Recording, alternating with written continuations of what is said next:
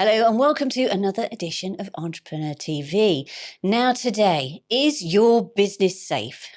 Does it care about the health and safety of your employees and your guests that may visit your premises? It is probably for some, maybe a little bit of a boring subject, not going to deny that, but it is important and it can end up saving you lots of money and lots of problems.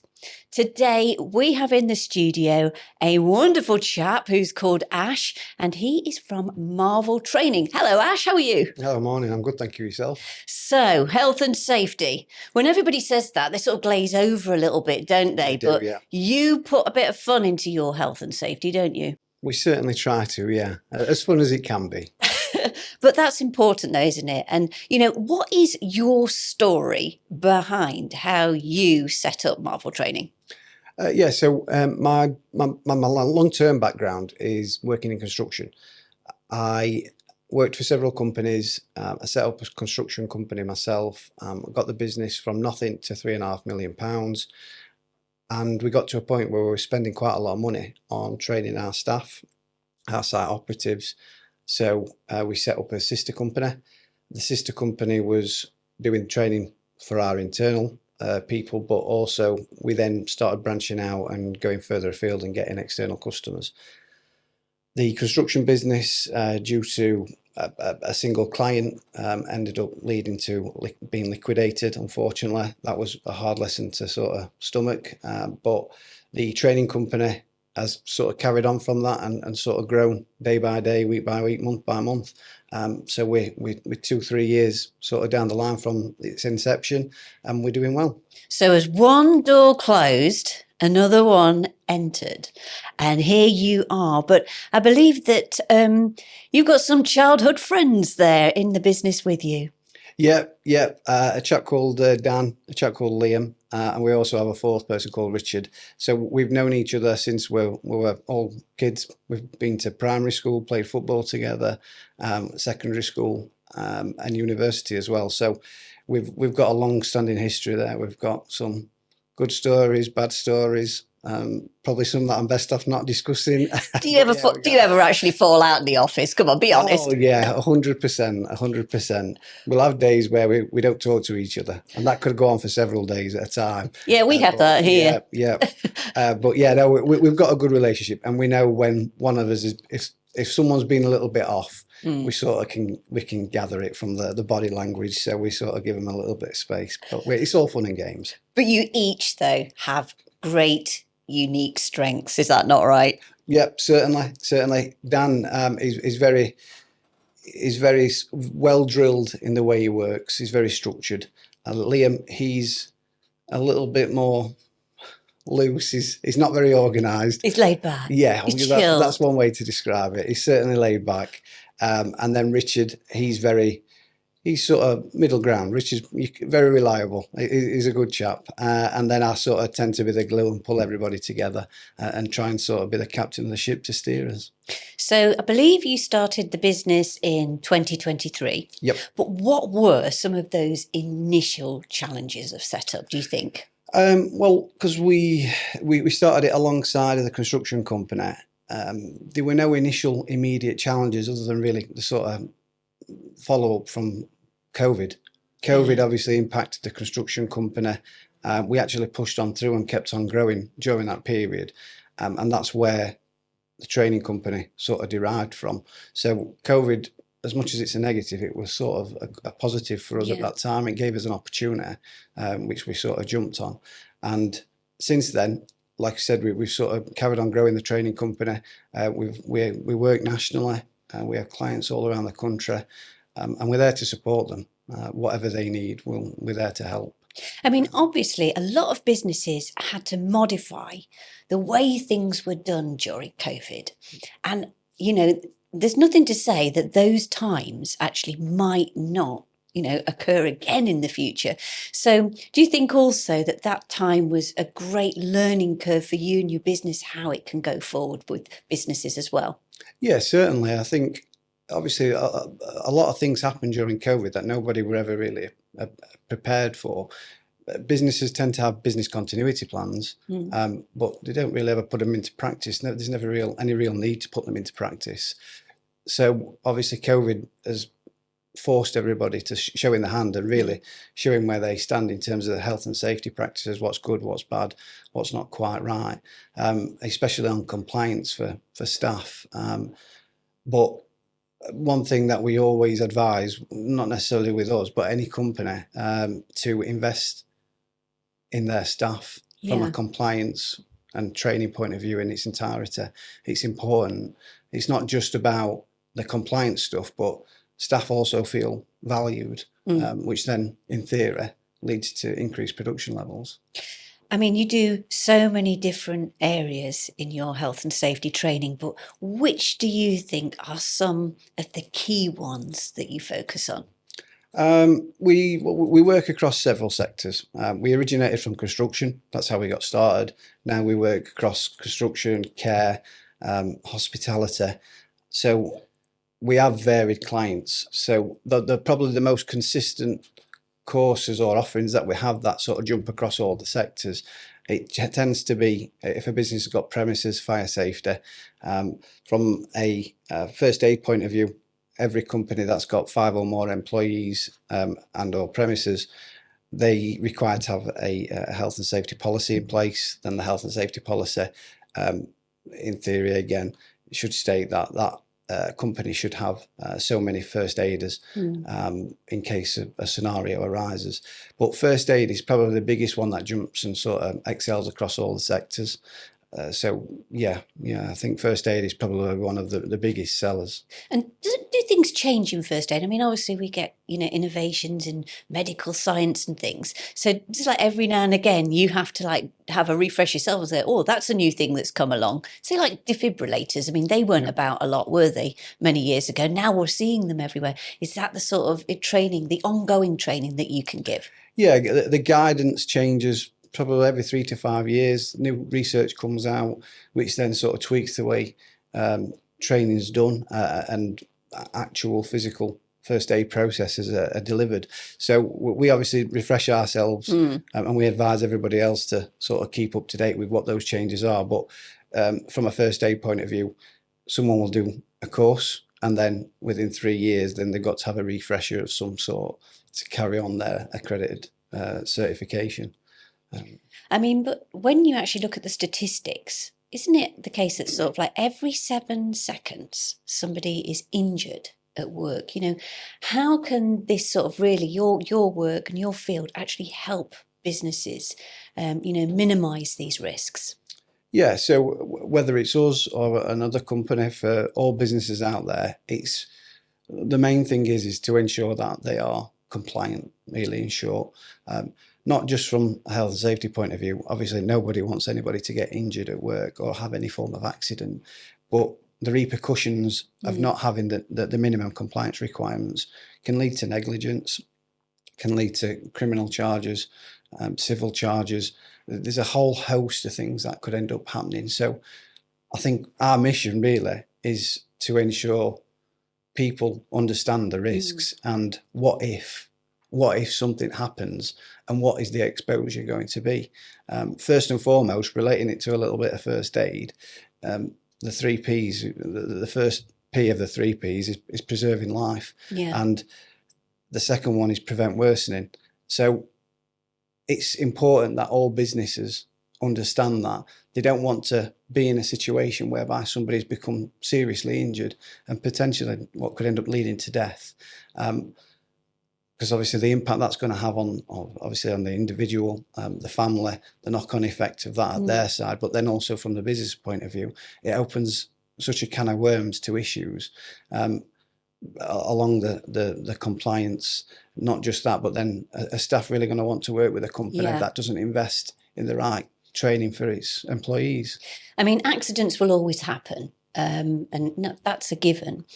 But I say for probably a business, is it sort of then the advantageous thing of actually making sure that their training is totally up to date so that if those health and safety inspectors all of a sudden descend upon you, they can say, well, this isn't a company that is blasé about this? Yeah, certainly. I think that sort of proves in its entirety that the company's taking accountability for their actions and for the staff. So from a health and safety, the HSE's perspective, if they come in and start scoping a business out and to see if they are undertaking certain training, then that's going to satisfy the HSE's needs.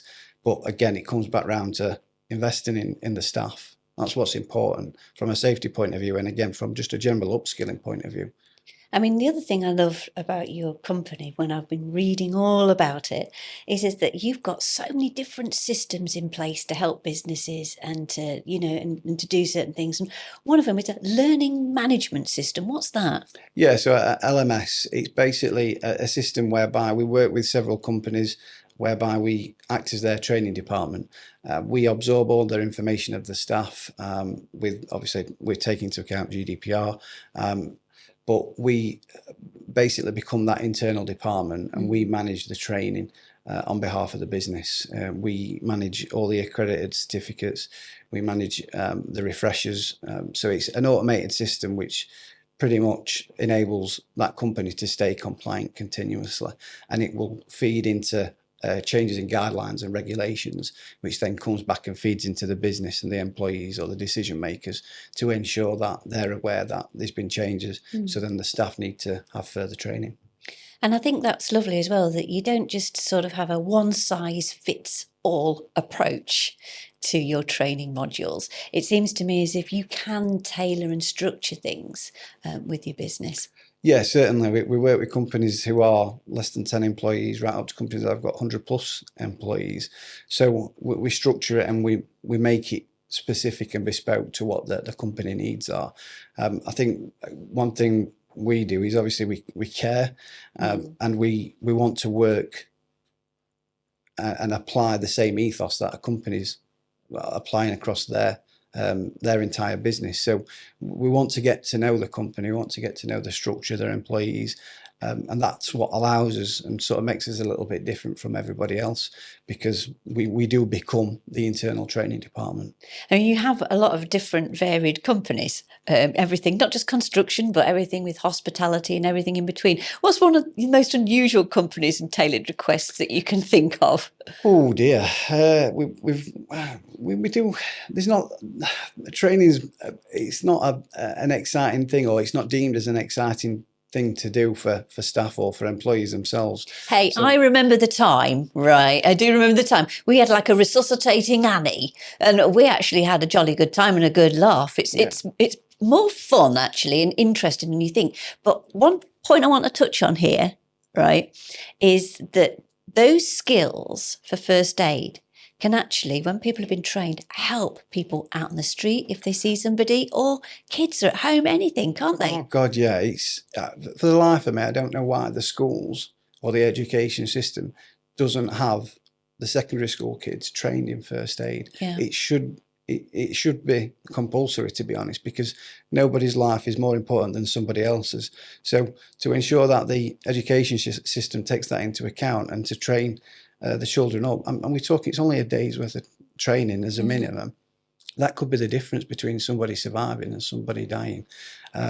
So it's important, first aid, I think, if all companies, but for the individuals, it's not just for the companies, they can use it out in their own real lives if anything comes up. And I know, because I've been on them, that they are actually quite fun sometimes. And so you learn things. It depends on the trainer then. And if you use us, then we'll make sure it is fun. I was going to say, if you've got an ash, you're safe. You'll have some fun. What if a fire erupts with no fire marshal? What if someone gets injured without a first aider? What if a colleague struggles with their mental health? Don't risk what if. Marvel Training Limited is your solution to these scenarios. We don't claim to be heroes. We're simply your dedicated health, safety and compliance training partner. Visit www.marveltraininglimited.co.uk to learn more. Now, how do you measure the effectiveness of your programs? You must have clients come to you and say, that went in, they grasped that. Yeah, daily. I mean, the courses that we run, whether it's first aid, we want as much feedback as we can. We want to continue learning. Nobody's perfect, and we're certainly not, but we're working towards that, and we always will. But it's important that people absorb as much information, and we understand what the trends are and what areas people want to focus in on, or better learn about. So I mean, we did one course. It wasn't myself. It was Dan, and it was for a company. There were several people on the course, and we delivered it. 3 months later, we got a letter through the post. We opened it, and it was a letter from a young girl, basically thanking us for what we did, because her dad ended up saving his wife's life and her mum's life. So she'd done a handwritten letter, bless her, thanking us for what we'd done. And it's that type of thing, and that's really why we do it from a first aid point of view. That is a true story, and we still have the letter. We obviously we went back to them and thanked them, but absolutely there were no need for thanking us. That's what we're here to do. But if that company hadn't done that training, that person may not be alive today. Certainly, that's a fact. So this is why it's important, not just first aid, but training generally.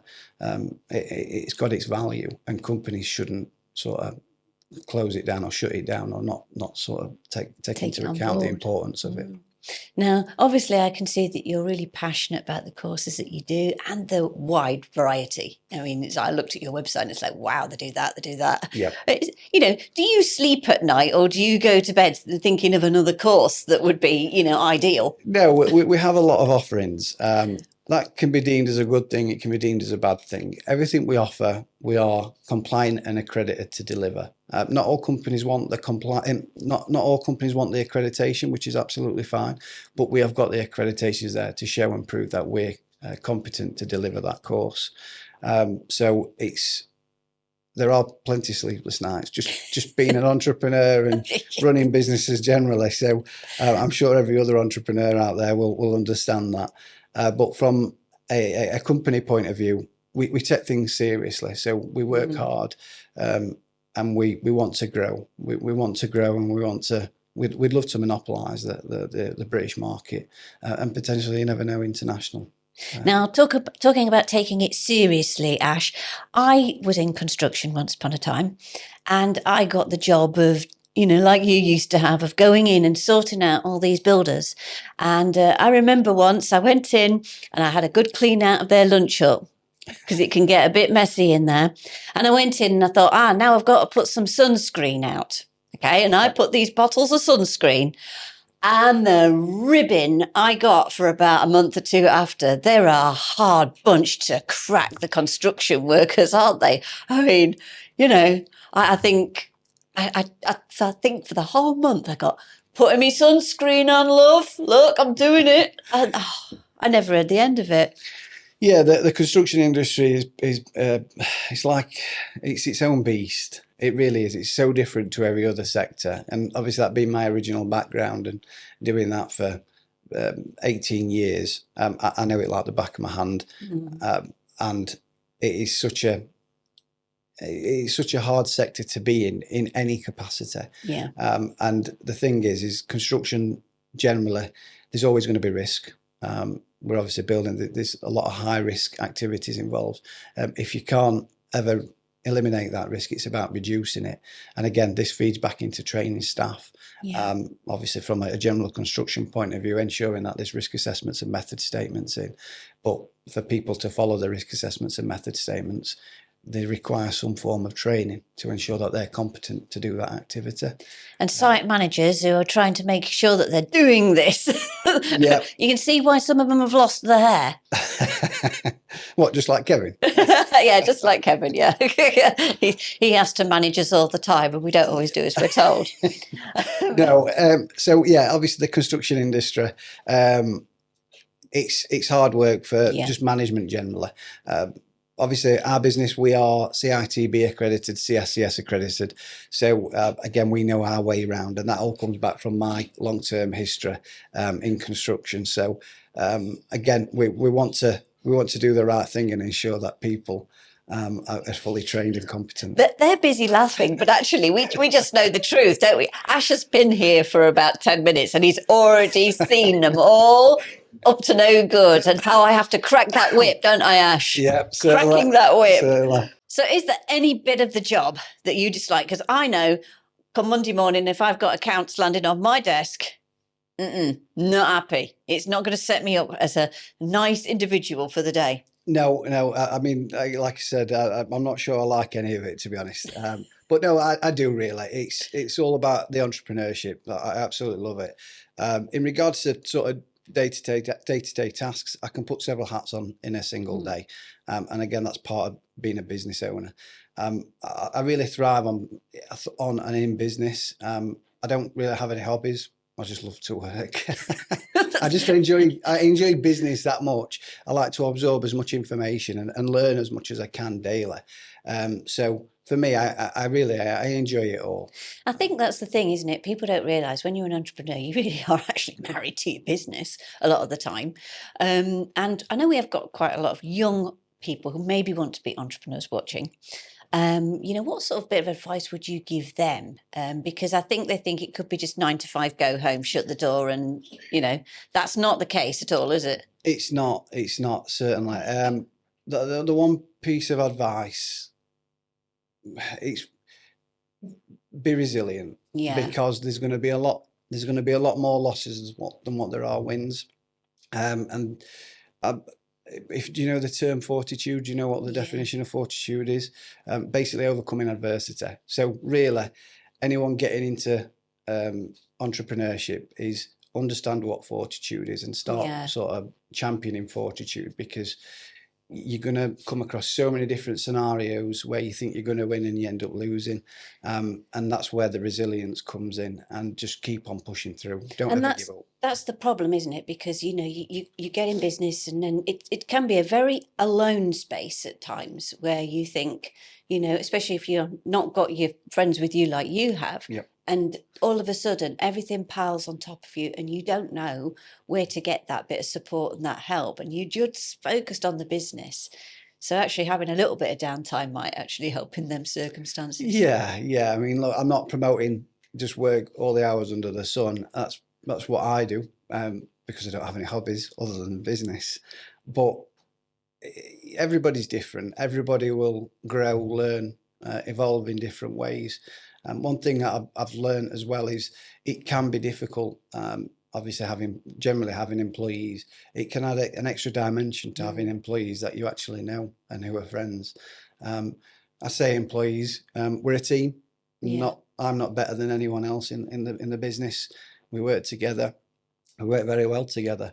But you've got to understand is that generally having employees, it adds an extra dimension to your business and the complexities. It does now, especially the government doesn't make it very easy, does it? It doesn't. Not this government, unfortunately. So we've got to sort of ride the wave, and hopefully businesses will come through it on the other side. If you could be Prime Minister actually for one day, and you could make one thing that would benefit business, what would it be? That's a good question. I can't really answer it because there's too many things that need to change. They need to invest in entrepreneurs. Yeah. They need to provide more opportunities. They're making it more difficult now for people to set up and run their own businesses. It's having a negative impact on the economy.